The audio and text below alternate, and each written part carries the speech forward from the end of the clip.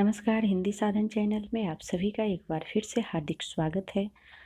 आज फिर से हम 60 प्रश्नों को लेकर आप सभी के समक्ष उपस्थित हैं। ये प्रश्न सीटेट की परीक्षा फरवरी 2015 में पूछे हुए प्रश्न है। आशा है इस प्रकार के ही प्रश्न परीक्षा में आए। तो 31 जनवरी का सीटेट का जो एग्ज़ाम होने वाला है उसके लिए आप सामाजिक अध्ययन के एसएसटी के कुछ जो महत्वपूर्ण प्रश्न है इसे अवश्य देखें।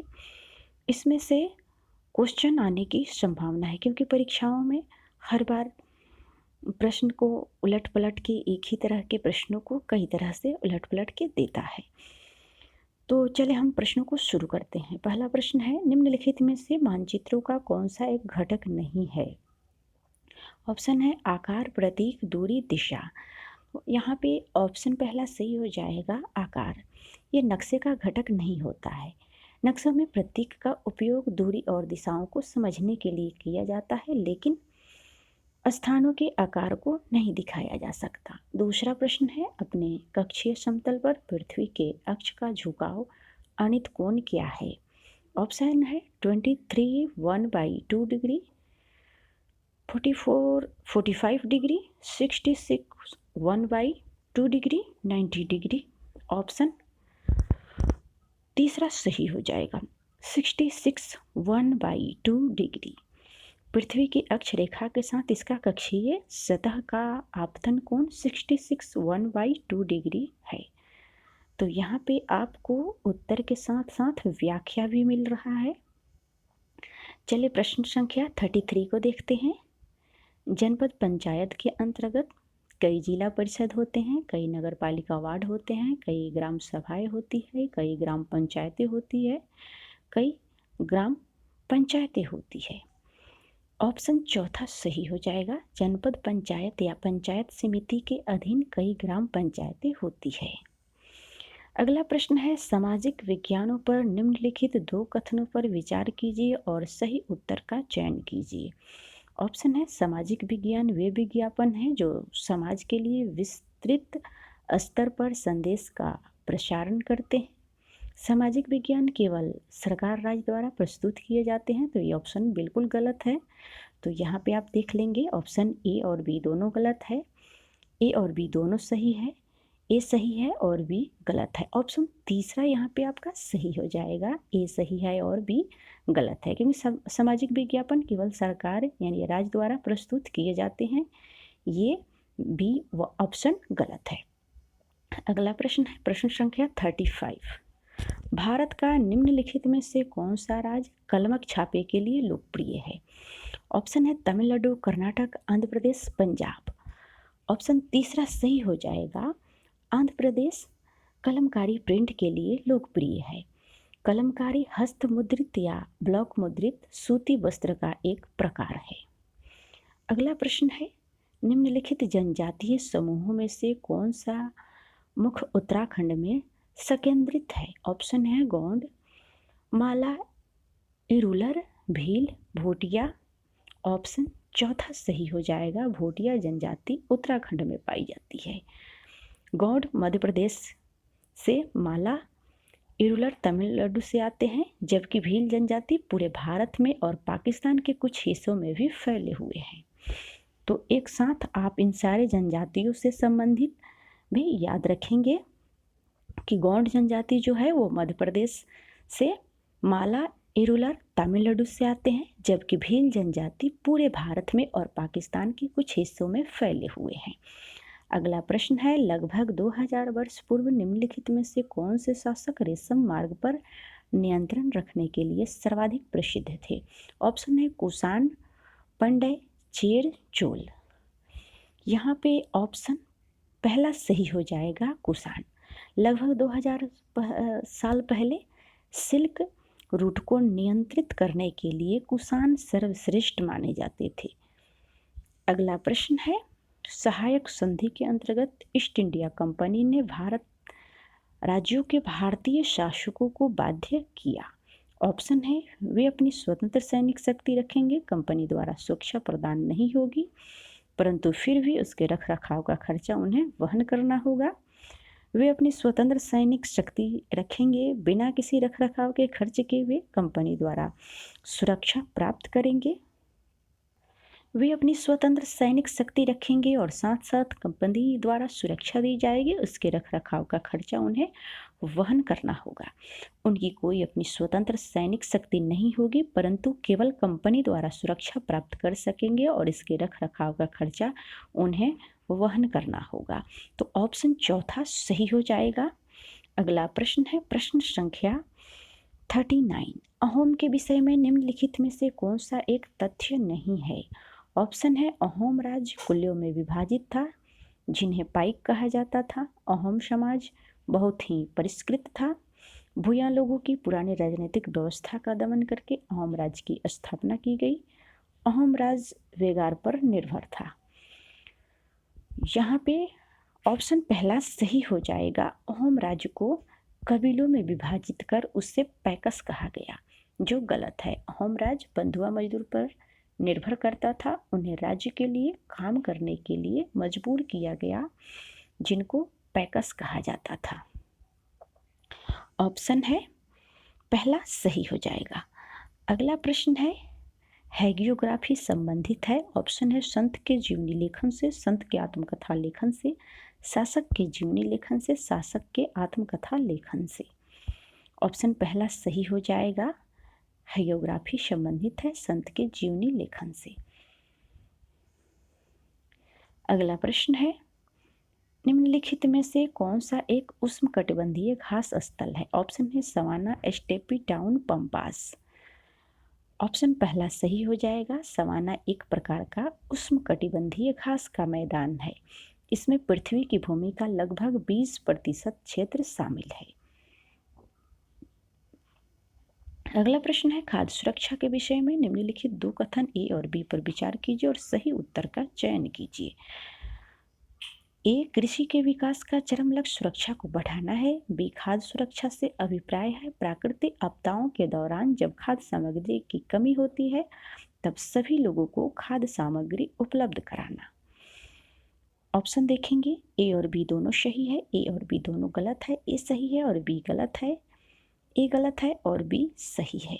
ऑप्शन पहला सही हो जाएगा। ए और बी दोनों सही है। अगला प्रश्न है निम्नलिखित में से किस एक को जीवाश्मी ईंधन माना जाता है? ऑप्शन है पेट्रोलियम, प्राकृतिक गैस, जलाऊ लकड़ी, कोयला। ऑप्शन तीसरा सही हो जाएगा। जलाने की लकड़ी जीवाश्म ईंधन नहीं है।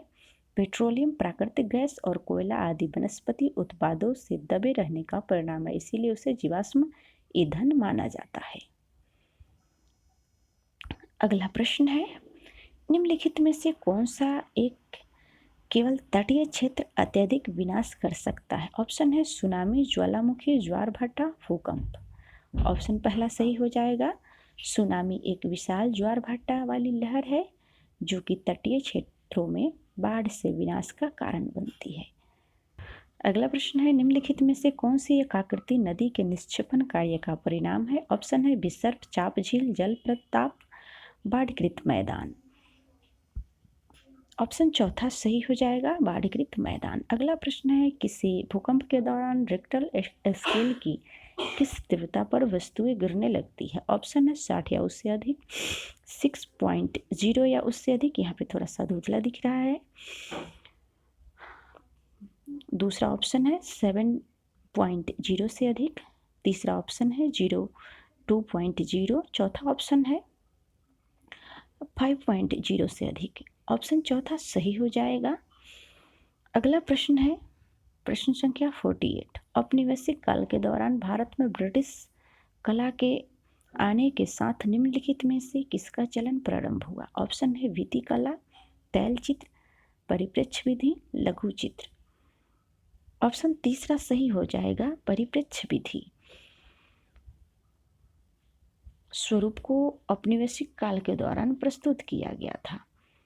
यह नज़दीक की वस्तुओं एवं दूर की वस्तुओं के बीच की दूरी को व्यक्त करता है। यह नज़दीक की वस्तुओं एवं दूर की वस्तुओं के बीच की दूरी को व्यक्त करता है। चित्र को वास्तविकता का रूप देने के लिए इसमें प्रकाश एवं छाया का उपयोग होता है। जिसे परिक्षेपण विधि कहते हैं। अगला प्रश्न है, लगभग 2000 वर्ष पहले वाराणसी एक प्रसिद्ध शिल्प केंद्र था जहाँ श्रेणी थे। ऑप्शन है बौद्ध मठ, शिल्पकारों और व्यापारियों के संघ, कृषि उत्पादक के लिए प्रयुक्त लोहे के हलों के फाल, धातु के सिक्के जिस पर आकृतियां बनाई जाती थी। ऑप्शन दूसरा सही हो जाएगा, शिल्पकारों और व्यापारियों के संघ।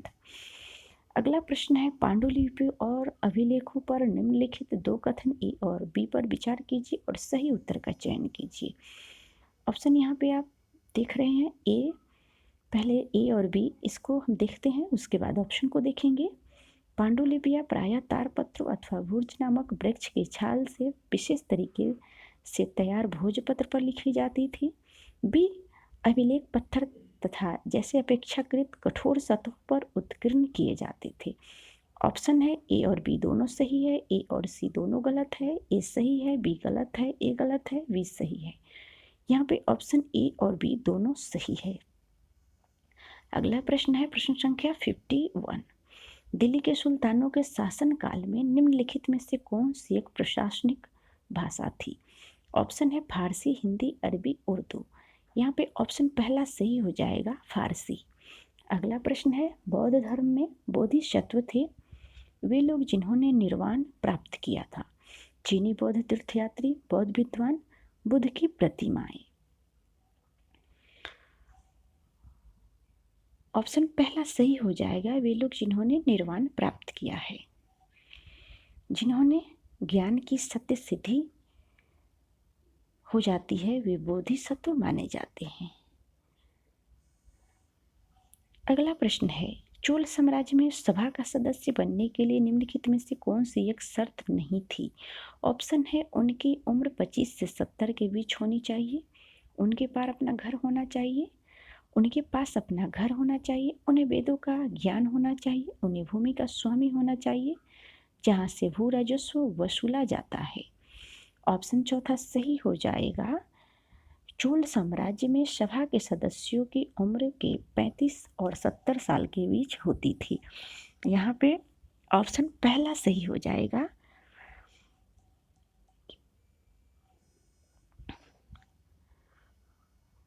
अगला प्रश्न है, रॉलेट अधिनियम 2019 का विरोध किया गया था क्योंकि इसमें मुसलमानों के लिए पृथक निर्वाचन क्षेत्रों का अधिकार प्रदान था।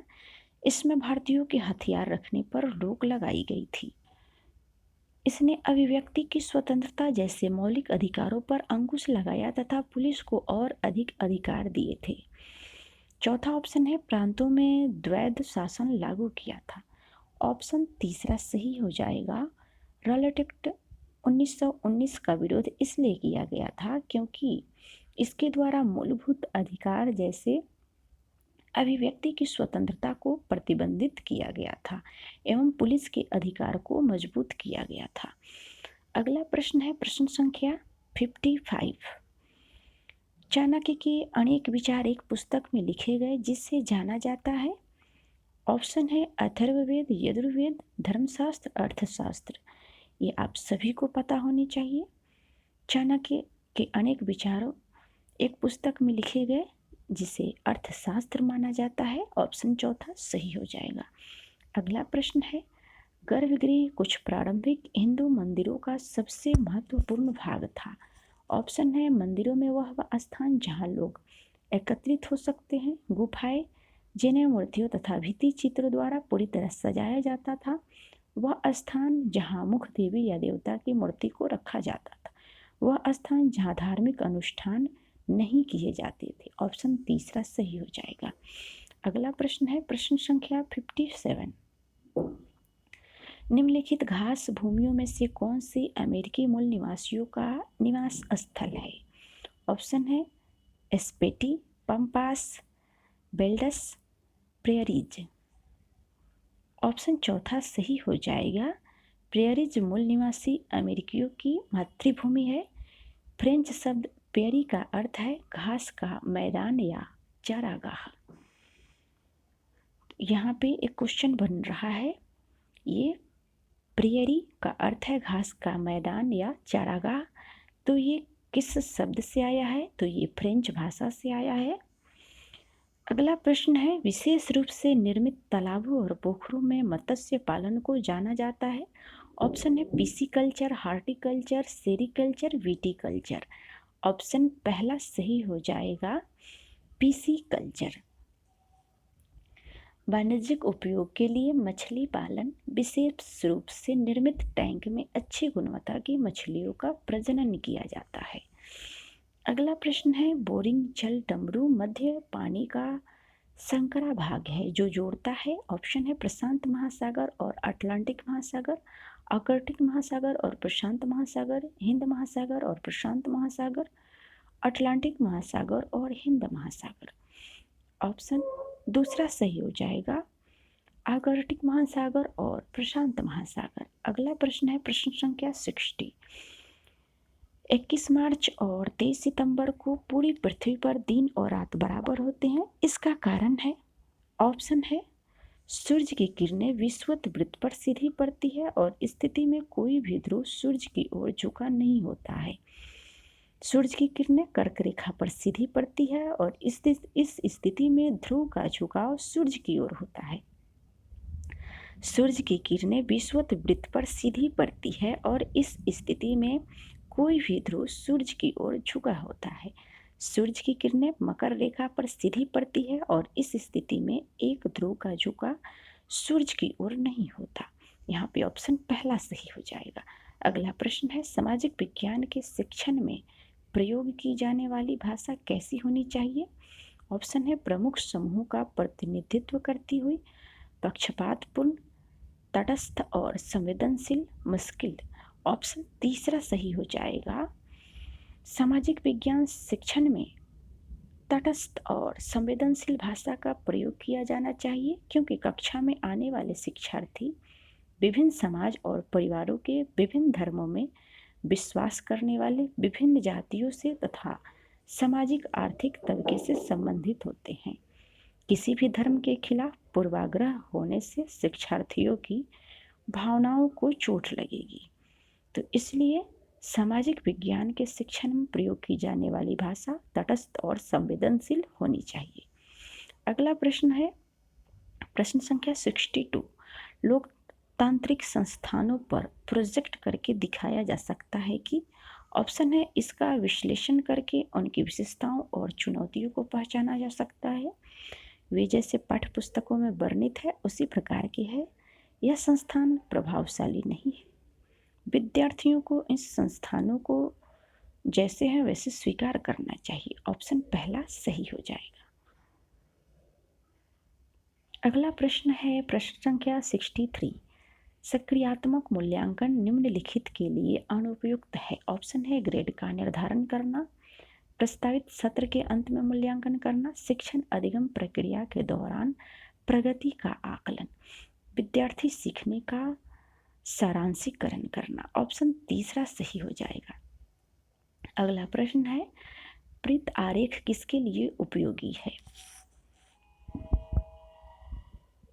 ऑप्शन है ऐतिहासिक अवधि की विशेषताओं को दर्शाना, विभिन्न मात्राओं की तुलना करना, समग्र के संबंध में किसी एक मूल्य को प्रदर्शित करना, एक प्रतिरूप को प्रदर्शित करना।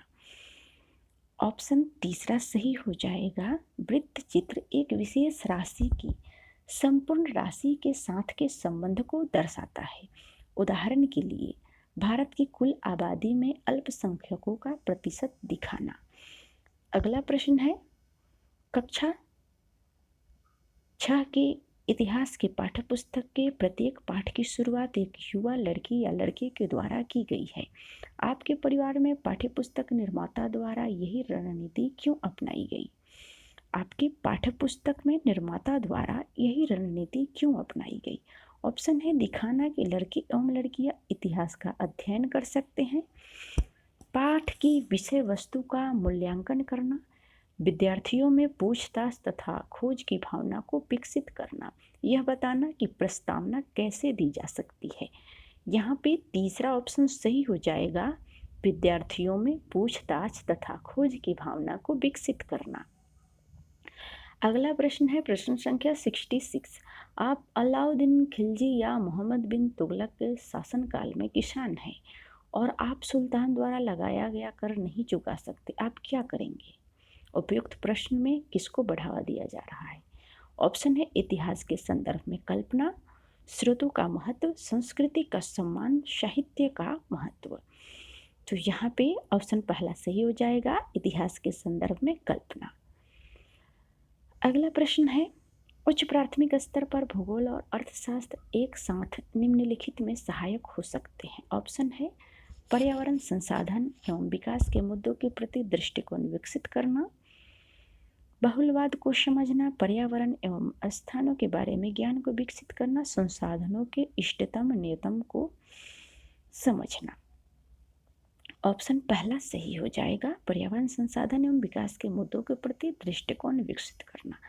अगला प्रश्न है, रचनात्मक मूल्यांकन कब किया जाता है? ऑप्शन है सत्र के अंत में, नई इकाई को पढ़ाने से पूर्व, शिक्षण अधिगम प्रक्रिया के दौरान, इकाई के अंत में। ऑप्शन तीसरा सही हो जाएगा, रचनात्मक मूल्यांकन शिक्षण अधिगम प्रक्रिया के दौरान किया जाता है।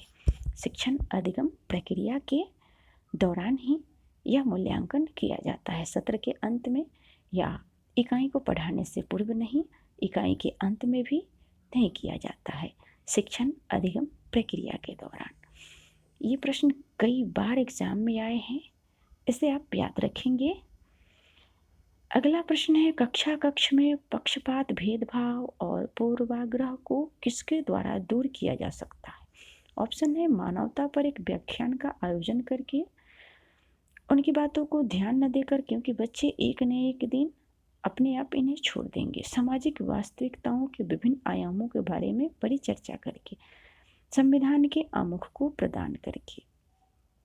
ऑप्शन तीसरा सही हो जाएगा, कक्षा में विभिन्न सामाजिक वास्तविक आयामों पर चर्चा कर पक्षपात, पूर्वाग्रह एवं सामाजिक भेदभाव से बचा जा सकता है। अगला प्रश्न है, एक क्षेत्र के इतिहास के पाठ्य को शिक्षक व अभी पढ़ा रही है, आपके विचार में वह को क्या करनी चाहिए?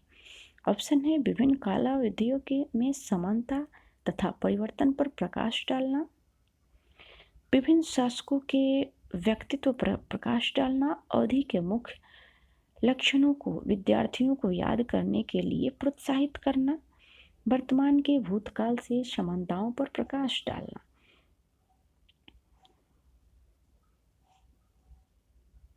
ऑप्शन पहला सही हो जाएगा, किसी क्षेत्र के इतिहास के पाठ का प्रभावी शिक्षण उसकी अलग अलग अवधि में तुलना से हो सकता है। पढ़ाई गई पुरानी अवधि के पाठ को नई अवधि के तुलनात्मक अध्ययन से विषय को समझने में आसानी होती है। अगला प्रश्न है, प्रश्न संख्या 71, मूल्यांकन का उद्देश्य क्या है? ऑप्शन है समस्यात्मक विद्यार्थियों की पहचान करना, बच्चों को श्रेणियों में बांटना, प्रतियोगिता को प्रोत्साहित करना, शिक्षण अधिगम प्रक्रिया में सुधार लाना। ऑप्शन चौथा सही हो जाएगा, शिक्षण अधिगम प्रक्रिया में सुधार लाना। अगला प्रश्न है, सामाजिक विज्ञान के शिक्षण में ऐतिहासिक फिल्में उपयोगी है? ऑप्शन है व्यक्तिगत समस्या पर ध्यान केंद्रित करने में, इतिहास को कल्पित कथा के रूप में चित्रित करने में, एक विशेष सामाजिक संरचना के विभिन्न आयामों का सजीव चित्रण करने में, एक अच्छा मनोरंजन प्रस्तुत करने में। ऑप्शन तीसरा सही हो जाएगा, एक विशेष सामाजिक संरचना के विभिन्न आयामों का सजीव चित्रण करने में।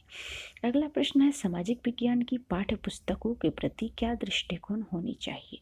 ऑप्शन है याद करने योग्य, एक अभिलेख के रूप में, आगामी पूछताछ के अवसर के रूप में, ज्ञान भंडार के रूप में, अंतिम वक्तव्य के रूप में। ऑप्शन दूसरा सही हो जाएगा, आगामी पूछताछ के अवसर के रूप में। अगला प्रश्न है, प्रश्न संख्या 74, तवा मत्स्य संघ मछुआरों की सहकारी समितियों का एक संघ है जो जंगलों से विस्थापित निवासियों के अधिकारों के लिए लड़ रहा है, किस राज्य में है? ऑप्शन चौथा सही हो जाएगा, मध्य प्रदेश में। तवा मत्स्य संघ मत्स्य कर्मियों का महासंघ मध्य प्रदेश राज्य में विस्थापित सतपुरा निवासियों के अधिकारों के लिए लड़ रही है। अगला प्रश्न है, संविधान के अनुच्छेद 22 में उल्लिखित फौजदारी दंड कानून के अंतर्गत प्रत्येक गिरफ्तार व्यक्ति को निम्नलिखित में से कौन सा मौलिक अधिकार नहीं दिया गया है? ऑप्शन है, पुलिस हिरासत में दिए गए इकबालिया बयान को आरोपी के खिलाफ सबूत के तौर पर इस्तेमाल किया जा सकता है। दूसरा ऑप्शन है, गिरफ्तारी के दौरान या हिरासत में किसी भी तरह के दुर्व्यवहार या यातना से बचने का अधिकार। तीसरा ऑप्शन है, गिरफ्तारी के समय से यह जानने का अधिकार है कि गिरफ्तारी किस कारण से की जा रही है। चौथा ऑप्शन है, गिरफ्तारी के 24 घंटे के भीतर मजिस्ट्रेट के समक्ष पेश होने का अधिकार। तो यहाँ पे ऑप्शन पहला सही हो जाएगा। अगला प्रश्न है, प्रश्न संख्या 76। विधानसभा के सदस्य, ऑप्शन है, लोगों द्वारा चुने जाते हैं, राज्यपाल द्वारा नियुक्त किए जाते हैं, प्रधानमंत्री द्वारा नियुक्त किए जाते हैं, मुख्यमंत्री द्वारा नियुक्त किए जाते हैं।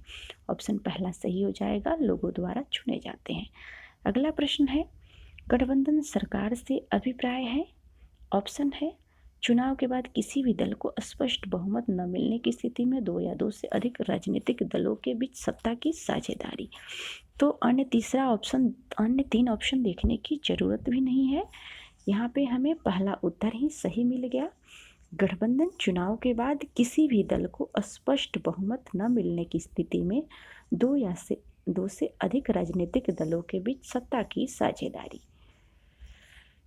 अगला प्रश्न है, प्रश्न संख्या 78। उच्च प्राथमिक स्तर पर सामाजिक विज्ञान में शामिल है।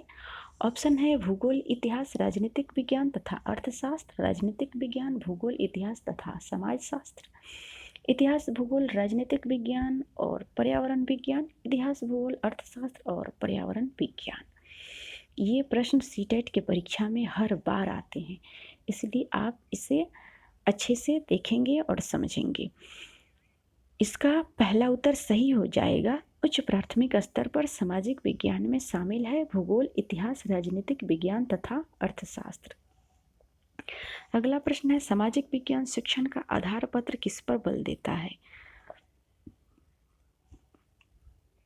ऑप्शन है, विभिन्न मतों का सम्मान करना तथा विचारों और अभ्यासों का परीक्षण करना, सामाजिक पदानुक्रमों को स्वीकार करना, पाठ्य पुस्तकों का प्रयोग अधिक करना, याद करने को प्रोत्साहित करना।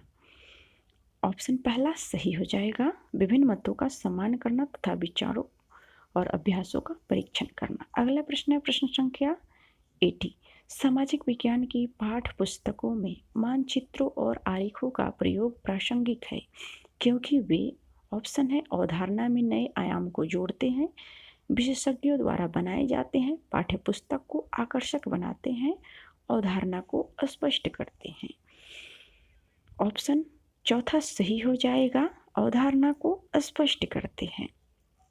अगला प्रश्न है, कक्षा में परिचर्चा के लिए दिए जाने वाले सामाजिक आंदोलन की प्रतीक का अध्ययन किस स्टडी में निम्नलिखित का होना आवश्यक नहीं है? ऑप्शन है, आंदोलन के समाधान, आंदोलन की पृष्ठभूमि, आंदोलन के उद्देश्य, आंदोलन से संबंधित समस्याओं के क्षेत्र।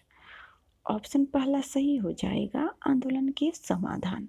अगला प्रश्न है, कक्षा 8वीं के विद्यार्थियों को मानव संसाधन के अध्यापन के समय आप विद्यार्थियों में किस मुख्य संदेश को विकसित करना चाहेंगे? ऑप्शन है, संसाधन के रूप में लोगों का महत्व, मानव द्वारा संसाधनों का उपयोग, जनसंख्या का वितरण, भौतिक संसाधनों का महत्व। ऑप्शन पहला सही हो जाएगा, संसाधन के रूप में लोगों का महत्व। अगला प्रश्न है, प्रश्न संख्या 83। निम्नलिखित में से कौन सा एक ग्राम पंचायत का कार्य नहीं है? ऑप्शन है, गांव के लोगों को रोजगार देने संबंधी सरकारी योजनाएं लागू करना, गांव की बुनियादी सुविधाओं का निर्माण और रखरखाव, स्थानीय कर लगाना और इकट्ठा करना, ग्राम पंचायत अपने पंचायत सचिव को चुनती है। तो यहाँ पे चौथा ऑप्शन सही हो जाएगा। अन्य तीन ऑप्शन जो है वो ग्राम पंचायत का कार्य करती है। ये तीनों ऑप्शन ग्राम पंचायत के लिए लागू होते हैं। चौथा ऑप्शन गलत है।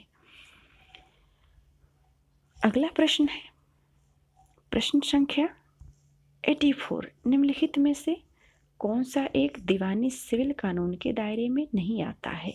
ऑप्शन है, जमीन को बेचने से संबंधित विवाद, दहेज के लिए महिला को परेशान करना, तलाक का केस फाइल करना, बच्चों को रखने का दावा करना, ऑप्शन दूसरा सही हो जाएगा। अगला प्रश्न है, न्यायपालिका के संबंध में निम्नलिखित कथनों में से कौन सा कथन गलत है? ऑप्शन है, न्यायपालिका को संसद द्वारा पारित गए कानून को रद्द करने का अधिकार। न्यायपालिका व्यवस्था नागरिकों और सरकार के बीच पैदा होने वाले विवाद को हल करने की क्रियाविधि उपलब्ध करती है, परंतु दो राज्य सरकारों के बीच नहीं। तीसरा ऑप्शन है, न्यायपालिका के कार्य क्षेत्र में विधायिका और कार्यपालिका का हस्तक्षेप नहीं कर सकती। यह नागरिकों के मौलिक अधिकारों की सुरक्षा करने में महत्वपूर्ण भूमिका निभाती है। तो यहाँ पे ऑप्शन देखेंगे कौन सा ऑप्शन सही हो जाएगा।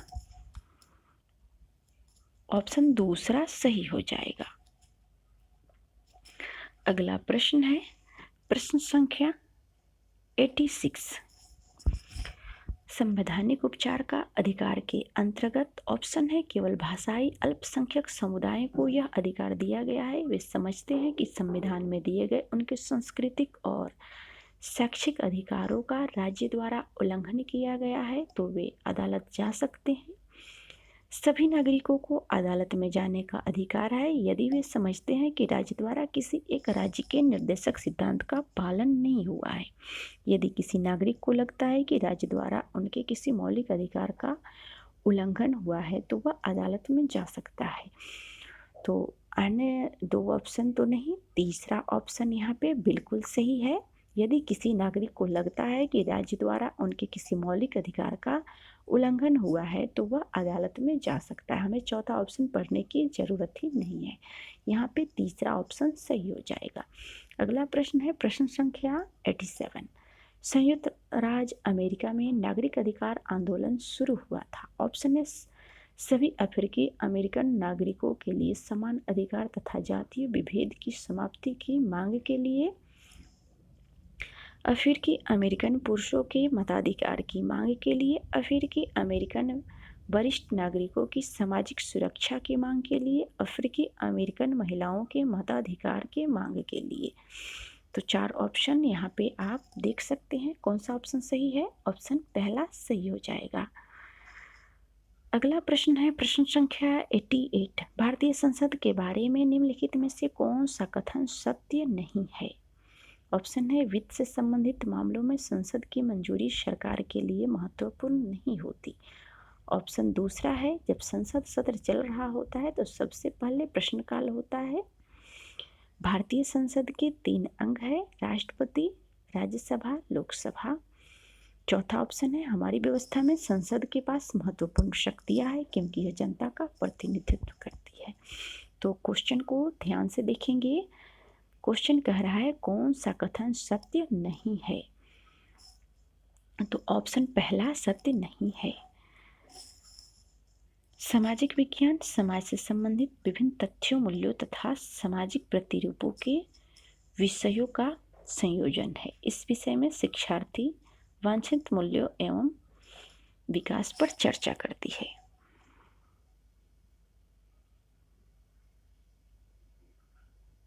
अगला प्रश्न है प्रश्न संख्या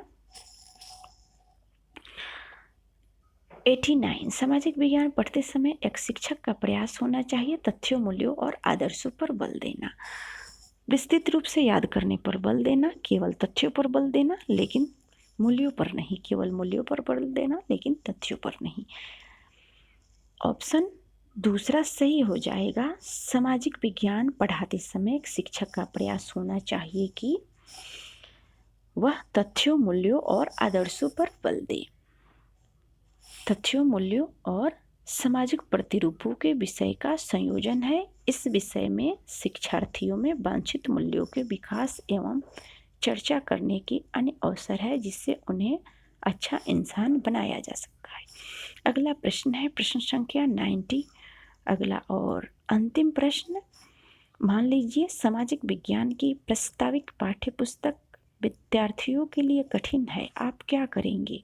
ऑप्शन है, विभिन्न प्रकार की पूरक सामग्री प्रदान करेंगे, प्रत्येक पाठ का संक्षिप्त विवरण लिखवाएंगे, प्रश्न उत्तर तकनीक का प्रयोग करेंगे, रटकर सीखने पर बल देंगे। ऑप्शन चौथा, रटकर सीखने पर बल देंगे, ऐसा तो बिल्कुल नहीं करना है। प्रश्न उत्तर तकनीक का प्रयोग करेंगे। केवल प्रश्न और उत्तर तकनीक के द्वारा ही विद्यार्थियों को नहीं समझाना है। प्रत्येक पाठ का संक्षिप्त विवरण लिखवाएंगे।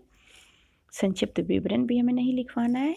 विभिन्न प्रकार की पूरक सामग्रियाँ प्रदान करेंगे। ऑप्शन पहला सही हो जाएगा।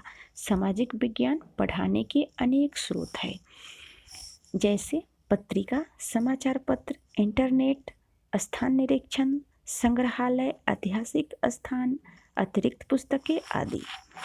तो आज के लिए इस वीडियो में इतना ही। अगले वीडियो में मिलते हैं। तब तक के लिए वीडियो देखने के लिए सभी को बहुत बहुत धन्यवाद।